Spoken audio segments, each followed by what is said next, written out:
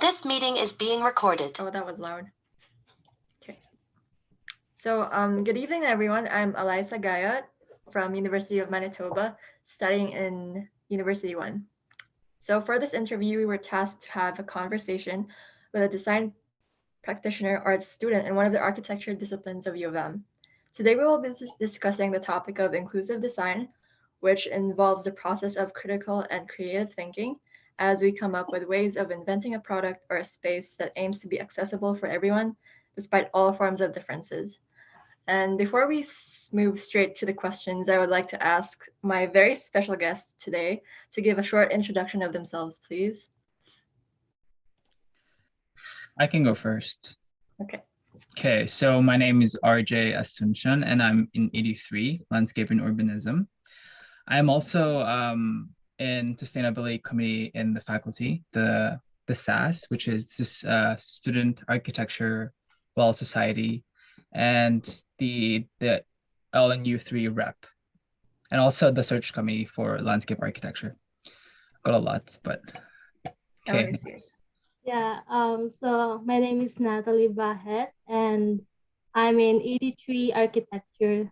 That's it. Okay, so moving straight to the questions. Considering the definition I gave earlier, would you possibly be able to describe inclusive design in a different way, along with examples or factors that come into mind? What's your own definition of inclusive?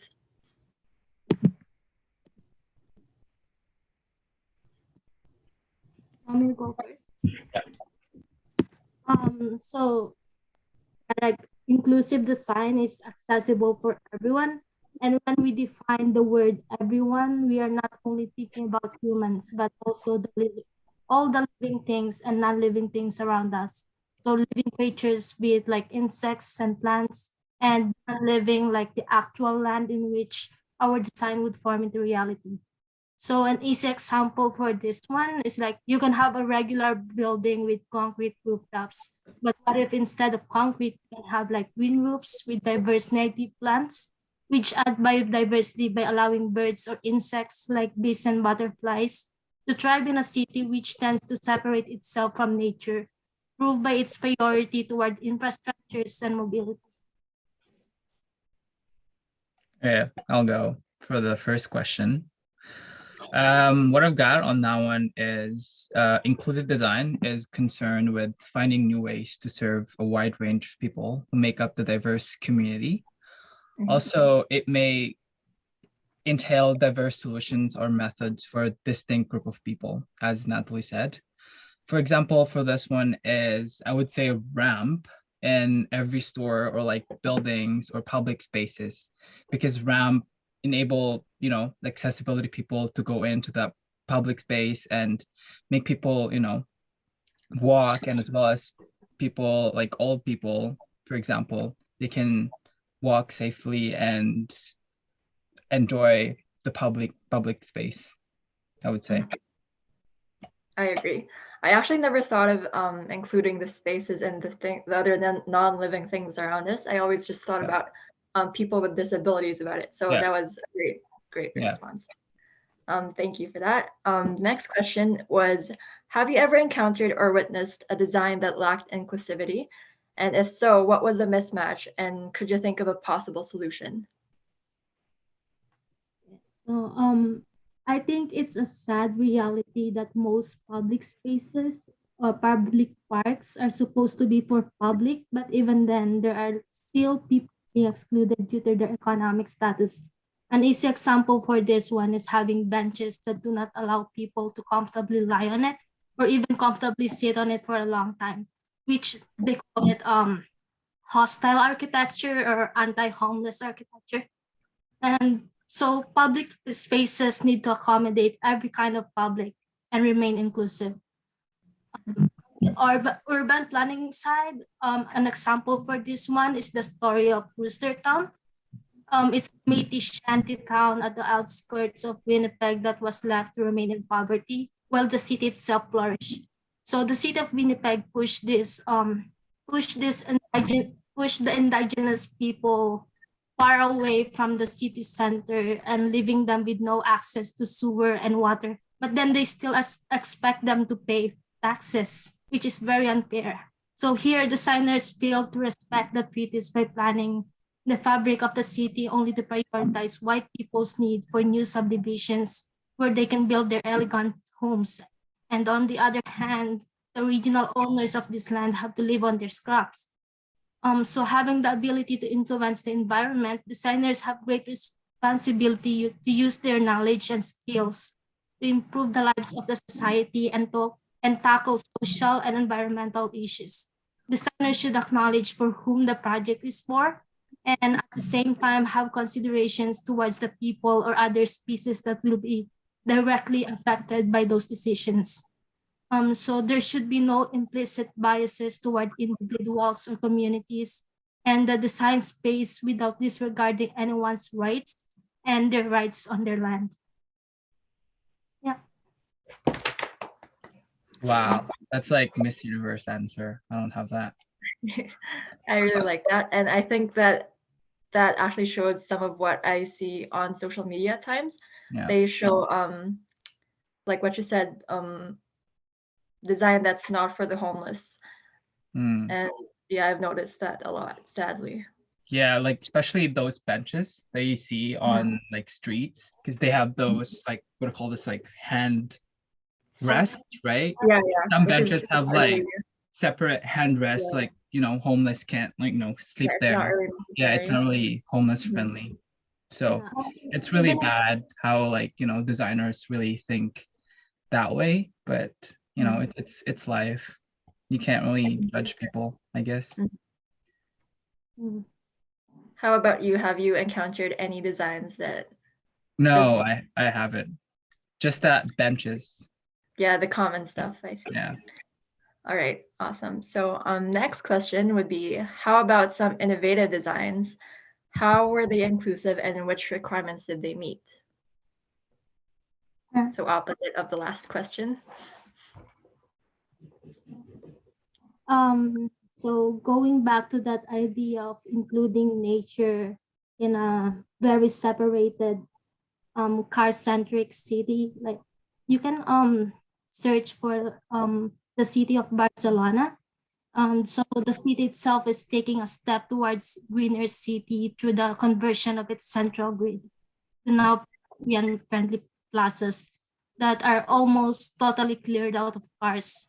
And so this supersizing idea will reduce pollution, provide new mobility, and a new greener public space in a city with few parks and extreme population density. Yeah, you can watch that one. It's really good. Yeah. I took notes. It's the what do you call Barcelona blocks, what they call it, I think. Yeah. Yeah. Yeah. All right.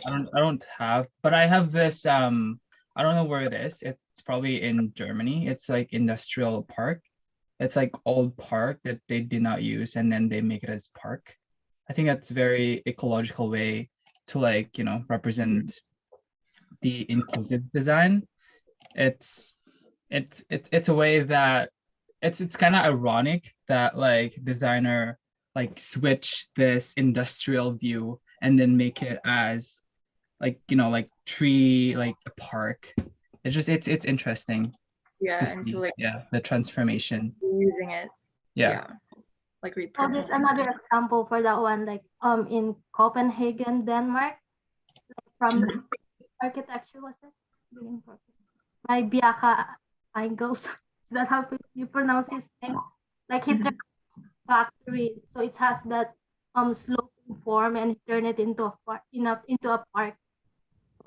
There's like Oh, irony yeah, of industrial, and then there's nature on top of it. mhm. Very neat idea. Yeah, and also we just had this studio project, like this thing I want to talk about. So we were Mhm. working in the Winnipeg, like the square, right? And then there's like this empty space on that square, like I think that was supposed to be like a police department was before, and then it's just an open space right now. So we had to design like a public space for that one, and then we have the idea to like just use buses, not cars, but buses and then bikes. And it's kind of cool how like students really approach that site, and we, you know, it's just cool, you know. How did you approach it though? Yeah. Well, I could explain my project, but I don't think that's appropriate in this recording stuff. Yeah. I think she's frozen. Whoops. Where did she go? Why is it frozen? Uh-oh. It's recording. Bro. Yeah, it's really cool. We get to like design a public It says space. it ended. No, it's not.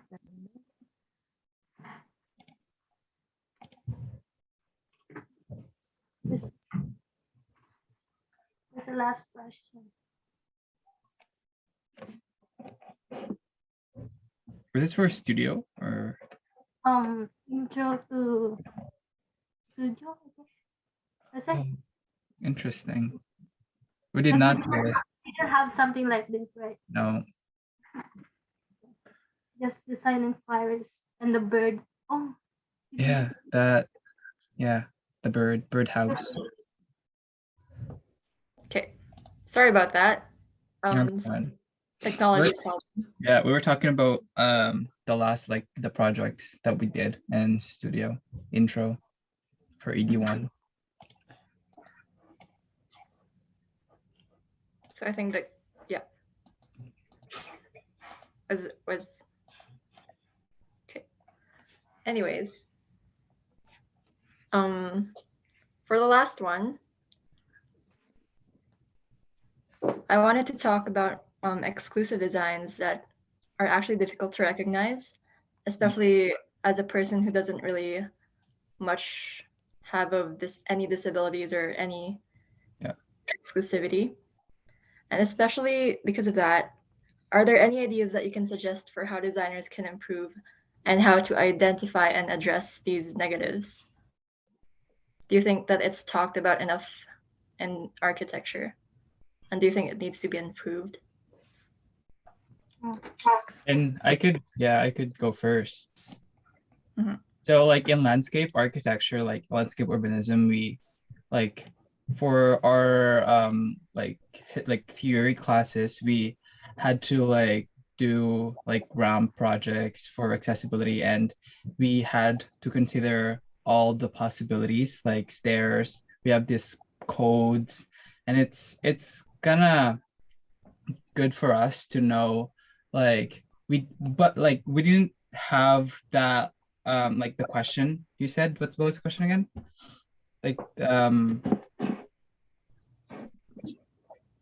Like recognizing.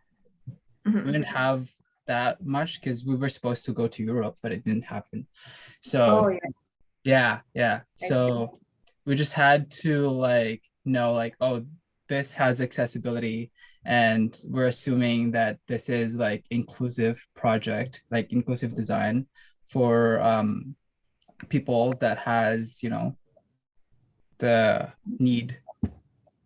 And I think the most important thing that like designers should know is make sure to know the context of that site.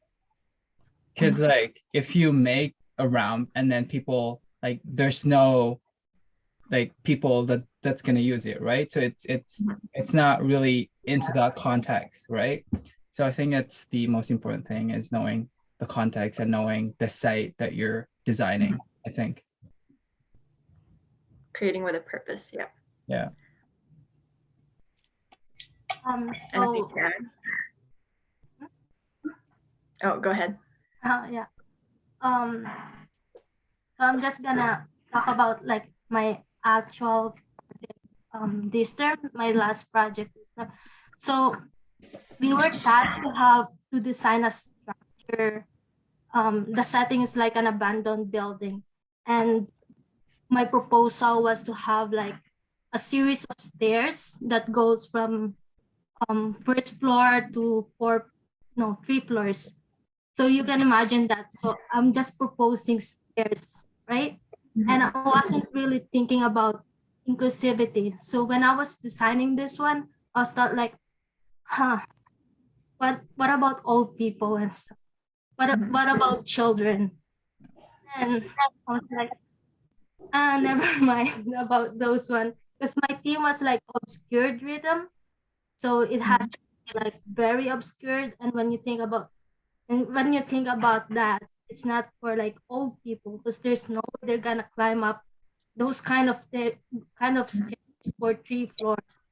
So there's always in the back of your mind that you need to be inclusive about different kind of peoples in different age group, but then it doesn't have to limit your imaginations and your design. I guess you can have like, I don't know. So I think the question we should ask is like, who is it for and who is going to be affected by it? And as J. Peter quoted, this one from A Call to Courage to Urbanist, was it? I think. Identify and actively work to reduce power imbalances when engaging communities, especially those with histories of exclusion and or marginalization. You should read that one, A Call to Courage. I would definitely would. Real good one. Highly recommended by Natalie. A Call to Courage by J. Peter. Yeah, I think there's a lot of factors that need to be considered. I always just thought of mainly disabilities and ages, but I think also genders and all such should also be considered. Children too, safety. I think. Yeah. Mainly safety. And the way we interact with the space is really important. So we give purpose to those creations. Yeah. So thank you very much for that. That was all for today. I'm very glad to have interviewed you all. Thank you so much for joining me. And yeah, that's about it. Thank you. I did not expect that. Oh, is it still recording?